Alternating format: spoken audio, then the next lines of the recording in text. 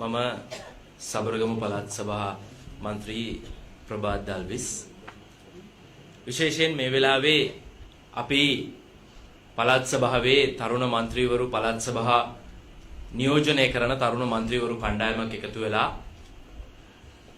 මේ මාධ්‍ය ඉදිරියට එන්නට තීන්දුව කරන්නේ මේ රටේ තිබිච්ච ජනාධිපතිවරණ මැතිවරණයෙන් පස්සේ රටේ පත්වුනේ ජනාධිපතිවරයෙක් විතරක් නෙමෙයි මේ රටේ එක්සත් ජාතික පක්ෂය විසින් බලතර දරන කැබිනට් මණ්ඩලයක් පත් වෙලා තියෙනවා.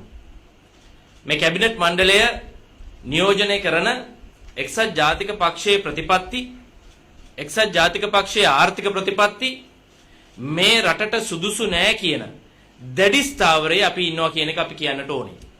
ඇයි අපි මෙහෙම කියන්නේ? මේ ආර්ථික ප්‍රතිපත්ති තුල අපි දකිනවා මේ ඉදිරිපත් කරපු පොරොන්දු. එක අතකින් කිව්වා අපිට මතකයි පසුගිය රජේ කාලේ එක්සත් ජාතික පක්ෂය පුන කියපු දෙයක් තමයි වැටුප් වැඩි කරනකොට දීමනා දෙන්න එපා කියලා. වැටුප් වැඩි කරනවා නම් ස්ථීර වැටුප් වැඩි කිරීම කරන්න කිව්වා. එහෙම නැත්නම් ඒක විශ්‍රාම වැටුපට බලපාන්නේ නැහැ කිව්වා. අද මොකද කරන්නේ? අද වැටුප් වැඩි කරනවායි කියලා ඒ වැටුප් වැඩි කිරීම සම්පූර්ණ දීමනාවක් බවට පත් කරලා තියෙනවා. එතකොට ඒ එදා කියපු දේවල් අද කරන්නට බැරි තත්වයට පත් වෙලා තියෙනවා. ඊළඟට විශ්‍රාම වැටුප. විශ්‍රාම වැටුපේ තිබිච්ච විෂමතා සියල්ල ඉවත් කරලා විශ්‍රාම වැටුප 2015 මූලික වැටුප් තලයට සාපේක්ෂව ගෙවන්නට පසුගිය රාජ්‍ය අයවැය තුලින් යෝජනා ඉදිරිපත් කළ කටයුතු සම්පාදනය කරමින් තිබුණා. අද වෙනකොට මේ දිනසිය වැඩපිළිවෙල ඇතුලේ තිබිච්ච විශ්‍රාම වැටුප් විෂමතා සංශෝධනය වෙනතුරු ගෙවන්නට පොරොන්දු වෙච්ච අන්තර් දීමනාව අද වෙනකන් ගෙවලා නැහැ. 3500ක් දෙන්නම් කිව්වා. ගිය මාසේ වැටුපට එකතු වුණේ පසුගිය රජයේ දීපු 2500 විතරයි. දැන් මේක පස්සේ දෙන්නම් කියලා කියනවා. අප්‍රේල් දෙන්නම් කියලා කියනවා. හැබැයි දිනසිය මේ වෙනකොට ඉක්ම යනවා. ඒ නිසා මොකද්ද මේ ප්‍රතිපත්තිය කියන එක අපිට පැහැදිලි නැහැ. තරුණ අපිට මේ ප්‍රතිපත්තිය පැහැදිලි නැහැ. එතකොට මේ රටේ විශ්‍රාමිකයන්ට රටේ වැඩිහිටියන්ට මොකද කිව්වේ? ජ්‍යෙෂ්ඨ පුරවැසියන්ගේ ස්ථාවර තැන්පතු වලට ලක්ෂ 10 දක්වා 115ක පොලියක් ගෙවන්න කිව්වා. මේක ගෙවනවද අද? මේක අපි අහනවා එක්සත් ජාතික පක්ෂ කැබිනට් මණ්ඩලයෙන් අගමැතිතුමා අද පාර්ලිමේන්තුවේ බොහොම සැර වචන වලින් කතා කරාට මේ අහිංසක වැඩිහිටියන්ගේ ජ්‍යෙෂ්ඨ වැඩිහිටියන්ට දෙනවා කියපු 115 පොලිය ගෙවනවද? ඒක ගෙවන්නේ නැහැ. අද මොකද වෙලා තියෙන්නේ? වැඩිහිටියෝ බැංකුවෙන් බැංකුවට බැංකුවල කණුවෙන් කණුවට නිලධාරියාගෙන් නිලධාරියට ඇවිදිනවා. ඇවිදලා මේ පොලිය දෙන්න කියලා කිව්වට ඒකට වැඩපිළිවෙලක් නැහැ. එදා පසුගිය රජයේ ඉදිරිපත් කරපු අයවැය තිබුණා මිලියන 2.5ක් දක්වා 112ක පොලියක් ගෙවන්න. අද ඒකත් නැහැ මේකත් නැහැ. ඒකෙන්ද මේ ජනතාව දැඩි ලෙස අතරමං වෙලා තියෙනවා. ඊට පස්සේ බලන්න මේ ග්‍රාමීය ආර්ථිකයට කරලා තියෙන දේ. තේවලට රුපියල් 80ක 90ක ස්ථිර මිලක් ලබා දෙන්න දිනසිය වැඩසටහන තුල පොරොන්දු වුණා. අද ඒක ලැබෙනවා. අද තේ මිල තවදුරටත් අඩු වෙනවා. මම නියෝජනය කරන රත්නපුරේ අද තේ මිල රුපියල් 64ට 65ට බැහැලා. කොහොමද දෙනවා කියපු රුපියල් 80 90? කොහොමද ලබා දෙනවා කියපු සහනාදා? කොහොමද ලබා දෙනවා කියපු වැඩපිළිවෙල මේවා ක්‍රියාත්මක යථාර්ථයක් බවට පත් කරන්න. මේ කියපු යෝජනා මහ පොළොවට ගේන්න. රබර් වලට රුපියල් 350ක ස්ථිර මිලක් ලබා දෙන්න පොරොන්දු වුණා. අද රුපියල් 200ට රබර් බැහැලා. අද රබර් ටික විකුණ ගන්න විදිහක් නැහැ. මොකද වෙලා තියෙන්නේ? එදා කියපු ප්‍රතිපත්ති අපි දකින්නේ ඒකයි. එදා කියපු දේවල් සියල්ල පසුගිය රජයේ අයවැය තුල රබර් වලට ස්ථිර මිලක් දෙනවා කිව්වහම ඒක බලලා හොඳයි අපිත් මෙහෙම කියමු. තව රුපියල් 50ක් එකතු කරලා කියමු. මේ වැඩපිළිවෙලක් ඇතුව කිව්ව නෙමෙයි. නිකම්ම ඉදිරිපත් කළා යෝජනා. නමුත් අද ඒවා යථාර්ථයක් බවට පත් කර ගන්නට බැරි වෙලා තියෙනවා. මොටර් බයිසිකල් රජයේ සේවකයන්ට මොටර් බයිසිකල් දෙනකොට 50000 දෙනකොට කිව්වා ඔය 50000ත් අපි ගන්නෑ නැවත ඔය 50000 දෙනවා. සියලු දෙනාට මොටර් බයිසිකල් දෙනවා. ඒ 50000 දුන්නද? නැවත ඒ 50000 දුන්නද? මේක බලාගෙන ආයි 50000ක් ගන්න ඡන්දෙ දීපෝ ඉන්නවා. 50000 දුන්නද? මේ UNP ගේ ආර්ථික ප්‍රතිපත්තිය ඒගොල්ලෝ හදපු මේ වැඩපිළිවෙල ඇතුලේ මේ වැඩපිළිවෙල යථාර්ථයක් බවට පත් වෙලා නැහැ. ඊට පස්සේ බඩු මිල. බඩු මිල දිහා බලන්න. දැන් අද හාල් වල මිල බලන්න. අද උදේ වෙළඳ පොලේ හාල් වල මිල රුපියල් තොග මිල රුපියල් 95ට, සිල්ලර මිල රුපියල් 100ට ඇවිල්ලා තියෙනවා සම්බ කිලෝ එකක්. මේක ඇති වෙන්නේ කොහොමද? වී වලට රුපියල් 50ක් ගෙවනකොට අපි කැමති ගොවියට වැඩි මිලක් දෙනවට. හැබැයි යාන්ත්‍රණයක් හදන්නට ඕනේ පාරිභෝගිකයාටත්. හාල් සාධාරණ මිලකට ලබා ගන්න පුළුවන් වෙන්නේ. අනිත් එක අපි මේ සහලින් ස්වයංපෝෂිත වෙලා පාන් පිටි වෙනුවට බත් කන්න පුරුදු කරපු සංස්කෘතියක් මේ රටේ නිර්මාණය වෙනකොට නැවත වතාවක් ඒක ආපස්සට හරවලා බත් කන්න එපා පාන් කාපන් කියන සංස්කෘතිය ආයි මේ රටට ආදේශ කරන්න හදනවා. මේවා ඇතුලේ ගොඩක් ගැඹුරු දේවල් තියෙනවා. මේවා මේ රටේ ජනතාව හිතලා බලලා තේරුම් ගන්නට උන කාරණා. එතකොට අද පරිප්පු කිලෝ එක පරිප්පු වල මොකද කිව්වේ? එදා කිව්වා පසුගිය රාජ්‍ය පුළුවන් තරම් බදු ගහලා තියෙනවා. මේවා ඇතුලේ බදු තියෙනවා. ඊට පස්සේ හර්ෂද සිල්වා නියෝජ්‍යවතුමා වෙලා කියනවා මේ පරිප්පු කිලෝ එක ඇතුලේ ඇත්තටම බලපුවම බදු නැහැ කියලා. දැන් අද මොකද වෙලා තියෙන්නේ? තව බදු ගහලා. අද පරිප්පු කිලෝ එක කීයද? සීලට මෙන්න රුපියල් 200 180 204ට ගිහිල්ලා. අද මේ නියම මේ ආර්ථිකය මේ ඉදිරිපත් කරපු අයවැය ඇතුළේ මේ කොත්තමල්ලි අයවැය ඇතුළේ ප්‍රතිලාභ ජනතාවට ලැබිලාද කියන ප්‍රශ්නය අපිට තියෙනවා. අයවැය ඇතුළේ ප්‍රතිලාභ ලැබිලා නැහැ. මේ එක පැත්තකින් ආර්ථික ප්‍රතිපත්ති අසාර්ථකයි. අනිත් පැත්තෙන් මේ රටට ඉදිරිපත් කරලා තියෙන අනිකුත් ප්‍රතිපත්ති එක්සත් ජාතික ප්‍රතිපත්ති මේ රටට ඵලදායීද කියලා බලන්න. දැන් කොහෙවත් නැතුව ලෝකේ කොහෙවත් කරපු නැති වැඩ දෙමුන් වාහන වලට නැත්නම් හයිබ්‍රිඩ් වාහන වලට ලොකු ටැක්ස් එකක් ගෙවුවා. පරිසර හිතකාමී රජයක් කියලා එක පැත්තකින් කියනවා අනිත් පැත්තෙන් දෙමුන් වාහන වලට ලොකු ටැක්ස් එකක් ගන්නවා. ඒ තුල ජනතාව විශාල වශයෙන් අපහසුතාවටපත් වුණා. ඊට පස්සේ අපිට මතකයි පසුගිය කාලේ කිව්වා පසුගිය රජයට කරපු ලොකු චෝදනාවක් තමයි චීනෙට කඩ යනවා කියලා. අද චීනෙට කඩේ නෙමෙයි චීනෙට සුපර් මාකට් යන මට්ටමටම එක්සත් ජාතික පක්ෂ රාජ්‍යපත් වුණා. එදා චීනෙන් ණය ගත්තේයි කියලා ඇහුවා. මේ මොකද මුහුදේ තියෙන ඉඩම් ගොඩ කරන්නේයි කියලා ඇහුවා. මේවා ක්‍රියාත්මක කළ වැඩක් තියනවද කියලා ඇහුවා. මේ වෙයි පරිසර වාර්තාව එලි දක්වන්න කියලා කිව්වා. පරිසරයේ වාර්තා හදලා තියනවද කියලා ඇහුවා. පාර්ලිමේන්තුවේ කිව්වා. වර්තමාන අගමැතිතුමා එදා පාර්ලිමේන්තුවේ කිව්වා. උත්තරීතර සභාවේ කිව්වා. අද මොකද කරන්නේ? අද ඒව නැහැ. අද අපි කියනවා මේ පරිසර වාර්තාව දෙන්න මහ ජනතාවට බලන්න. තුනුදු දැනගැනීමේ අයිතිය තියෙනවා. ජනතාව ඉදිරියට ගේන්නේ මේ පරිසර වාර්තාව. ගෙනල්ලා පෙන්නන්න මොකද්ද මේ පොන්සිටි තුල කරන්නේ? දැන් මොකද්ද මේ කරන්නේ?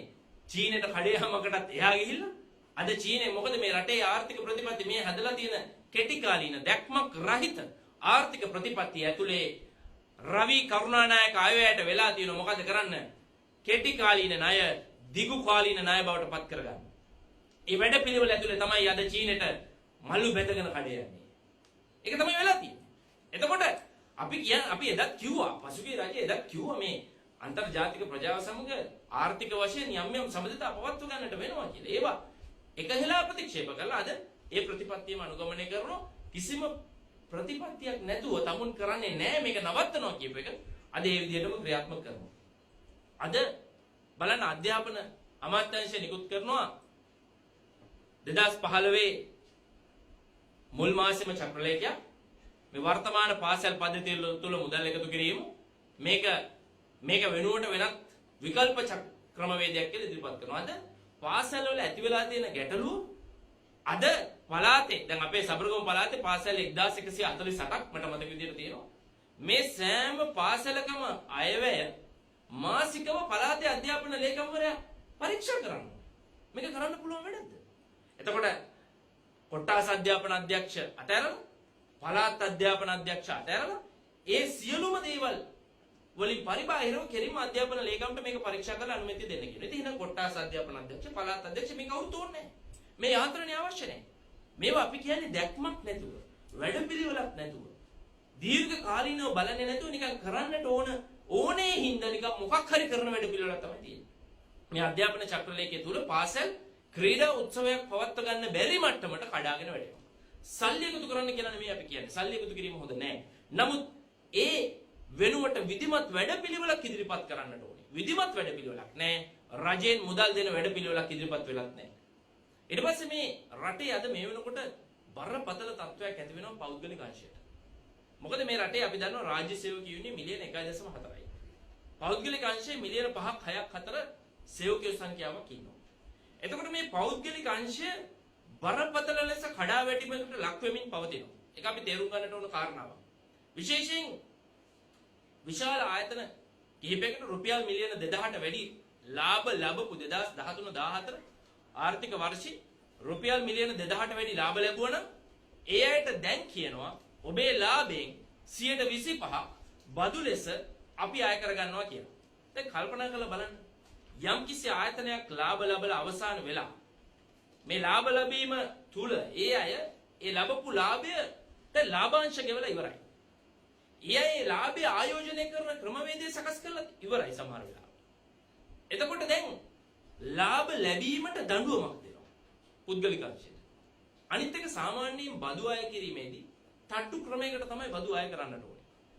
පොඩියට උදාහරණයක් අරන් බැලුවොත් මිලියන 1900ක් ලාභ බලපු ආයතනයකුත් මිලියන 2000ක් ලාභ ලැබපු ආයතනයකුත් කියන දෙක අරන් බැලුවොත් මිලියන 1900 ලාභ ලැබපු ආයතනයට මේ සුපිරිවාසි බද්ද නැහැ. හැබැයි මිලියන 2000ක් ලාභ ලැබපු ආයතනයට සුපිරිවාසි බද්ද ඇතුලේ මිලියන 500ක් බදු ගෙවන්න වෙනවා. මොකද වෙන්නේ? 2000ක් ගත්ත ආයතනය ඒ ලාභය 1500ට බහිනවා. 1900 ගත්ත එක්කෙනා එතරම්යි. ඉතින් ලාභ ලැබුවට දඬුවම් දෙනවා. ඒක තමයි මේ ආර්ථික මේ රොබින් හුඩ් ආර්ථිකය. මේක තුල සැබෑ නිෂ්පාදනය සංවර්ධනය කිරීමෙන් තොරව සැබෑ නිෂ්පාදනය ව්‍යාප්ත කිරීමෙන් පුළුල් කිරීමෙන් තොරව මේ විදිහට ආර්ථික ප්‍රතිපත්තියක් මේ විදිහ ආර්ථික ප්‍රතිපත්තියක් රටට ගැලපෙන්නේ නැහැ. මේ විදිහ ආර්ථික ප්‍රතිපත්තියක් තුලින් රට ඉදිරියට ගෙනියන්න බෑ. ඒකයි තරුණ අපි කලබල වෙලා ඉන්නේ. ඒකයි තරුණ අපි මේකට අකමැති. මේ ආර්ථික ප්‍රතිපත්ති රටට ගැලපෙන්නේ නැහැ. මේ සුපිරිවාසි බද්ද ඇතුලේ කල්පනා කරලා බලන්න මේ රටේ පෞද්ගලික අංශයේ සේවකයන්ට ලැබෙන්න තිබිච්ච ලාභාංශ නැති වෙයි. ලැබෙන්න තිබිච්ච සහන දීමන නැති වෙයි. ලැබෙන්න තිබිච්ච බෝනස් ටික නැති වෙයි. එයාගේ පඩි වැඩි වීම නැති වෙයි. මොකද මේ කරන්නේ? මේ ආර්ථික ප්‍රතිපත්ති රටට ගැලපෙන්නේ නැහැ. ඊට පස්සේ අනිත් පැත්තෙන් රටේ යටිතල පහසුකම් සංවර්ධනය කරන්න වෙන් වෙලා තිබිච්ච බිලියන 576ක මුදල බිලියන 300 ගණනකට කපනවා. මේ මුදල විශාල වශයෙන් අඩු කරනවා. යටිතල පහසුකම් සංවර්ධනය අඩාල කරනවා. යටිතල පහසුකම් සංවර්ධනය අඩාල කරලා අනිත් පැත්තට මේ රවි කරුණානායක අයවැයි බොහොම ලස්සනට කියනවා. නවරාජ්‍යයේ ආර්ථික සංවර්ධන තේමාවට අනුව රාජ්‍ය ආයෝජන මත ක්‍රියාත්මක කරන ලද යටිතල පහසුකම් ව්‍යාපෘති පිළිබඳ අධික ලෙස පදනම් වීම වෙනුවට දේශීය පරිභෝජනය වැඩි කිරීම සහ රාජ්‍ය පුද්ගලික ආයෝජන වැඩි කිරීම පිළිබඳ අවධානය යොමු ඇත. එක පැත්තකින් කියනවා යටිතල පහසුකම් සංවර්ධනය නවත්තනවා. අනිත් පැත්තෙන් කියනවා පුද්ගලික ආයෝජනයි රාජ්‍ය ආයෝජනයි පරිභෝජනයයි වැඩි කරගන්නට ඕනේ. හැබැයි මේගොල්ලන්ට අමතක වෙලා තියෙන එක යටිතල පහසුකම් සංවර්ධනය අඩාල කරනකොට පුද්ගලික ආයෝජන නැතු වෙනවා. පුද්ගලික ආයෝජන අඩු වෙනවා. එයාපෝට් එක හදන්න නැතිකොට වරාය හදන්න නැතිකොට ගුවන්තොටුපළ හදන්න නැතිකොට පාරවල් පද්ධතිය නැතිකොට පුද්ගලික ආයෝජන රටට එන්නේ නැහැ. පුද්ගලික ආයෝජන වල ඵලදායීතාවය ගන්න බෑ. සැබෑ නිෂ්පාදන ආර්ථිකයක් නිර්මාණය වෙන්නේ නැහැ. ඒ තුල දීර්ඝ කාලීනව රට වැටෙනවා. මේක කෙටි කාලීන අයවැය. බොහොමයක් බදු අපි දකිනවා එකවරක් පමණක් අයට බදු. ඒ කියන්නේ මේගොල්ලෝ මේ ඡන්දෙට ලෑස්ති වෙච්ච අයවැය.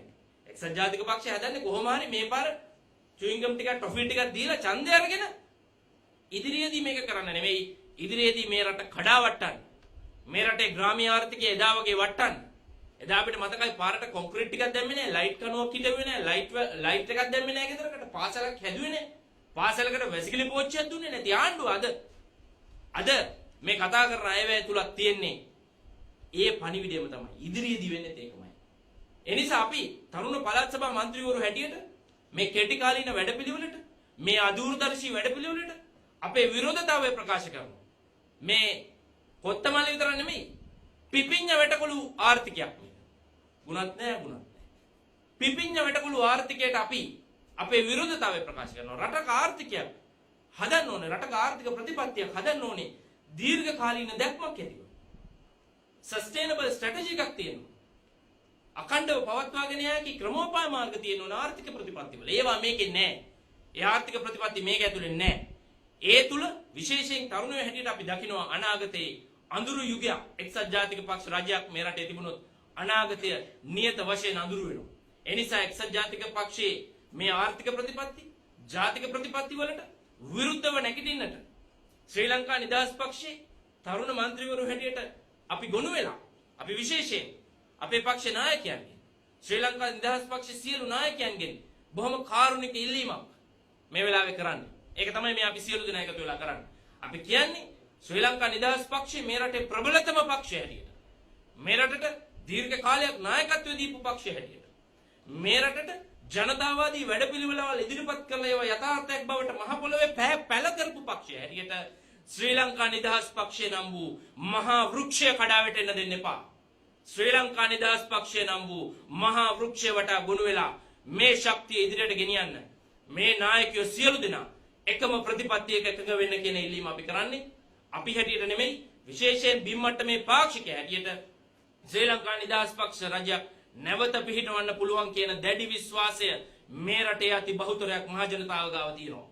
ඒ දැඩි විශ්වාසය යථාර්ථයක් බවට පත් කරන්නට තරුණ මන්ත්‍රීවරු හැටියට අපි කවුරුත් එකට අත්වැල් බැඳගෙන අපේ නායකත්වයට කියනවා මේ ශ්‍රී ලංකා නිදහස් පක්ෂය නැවත පිහිටවලා මේ රටට සුබදායි අනාගතයක් ඇති කරන්නට අපි හැමෝම සමගියෙන් පෙරට යමු කියන තේමාවත් එක තමයි අද අපි මේ මාධ්‍ය සාකච්ඡාව පැවැත්වුවේ. ඔබ සියලු දෙනාට ස්තුතියි.